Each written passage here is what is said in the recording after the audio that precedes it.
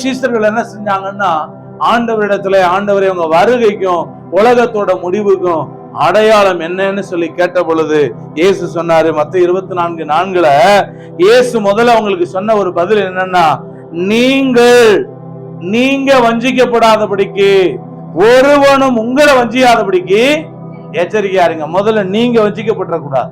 இன்னைக்கு நல்லா கவனிங்க, வஞ்சிக்கப்படுகிற விஷயங்கள் இன்னைக்கு உலகத்துல நடந்து கொண்டே இருக்கிறது. பொய்யான தீர்க்க தரிசனங்கள், பொய்யான அற்புதங்கள், பொய்யான உபதேசங்கள், பொய்யான பலவிதமான தீர்க்க தரிசனங்களை சொல்லி இன்னைக்கு ஜனங்களை ஏமாற்றி வஞ்சித்து தேவன் வசமாய் திருப்புவதற்கு பதிலாக தங்கள் வசமாக, பிசாசின் வசமாக மக்கள் என்ன செஞ்சுக்கிட்டு இருக்காங்க, திருப்பி கொண்டிருக்கிறார்கள் என்பதை நீங்கள் புரிந்து கொள்ள வேண்டும்.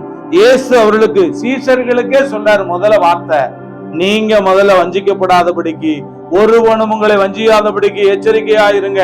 நிறைய பேர் ஒரு சபையில நிலைத்திருக்கிறது இல்ல, அந்த சர்ச்சுக்கு போகணும், இன்னொரு சபைக்கு போகணும், இந்த சபையில சரியில்லை இந்த பாஸ்டர், அடுத்த சபைன்னு ஓடிக்கிட்டே இருக்காங்க.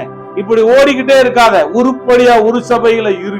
ஆண்டவர் உனக்கண்டு ஒரு தொழுவத்தை வச்சிருக்கிறார், உனக்கண்டு ஒரு மெய்ப்பனை வைத்திருக்கிறார்.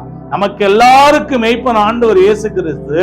ஆனா ஒவ்வொரு தொழுவத்துக்கும் ஆண்டவர் ஒவ்வொரு ஊழியக்காரன ஆண்டவர் இந்த பூமியில மெய்ப்பனாய் வைத்திருக்கிறார். அந்த மெய்ப்பனுடைய கையில அடங்கி இரு, அங்குமுங்குமா ஓடி திரியாத. எப்போது பார்த்தாலும் அந்த சர்ச்சுக்கு போனா நல்லா இருக்கும், இந்த சர்ச்சுக்கு போனா இன்னைக்கு ஆர்சி சர்ச்சு, நாளைக்கு சிஎஸ்ஐ சர்ச்சு, நாளைக்கு பெந்தகோஸ்தே சபை, நாளைக்கு இன்னொரு சபைன்னு சொல்லி ஓடிக்கிட்டே இருக்காத. ஒரு இடத்துல உருப்படியா இருந்து கர்த்தரை ஆராதித்து அந்த சபையில சாட்சியா இருந்து தேவனை மகிமைப்படுத்த அவருக்கு ஊழியம் செய்யும்.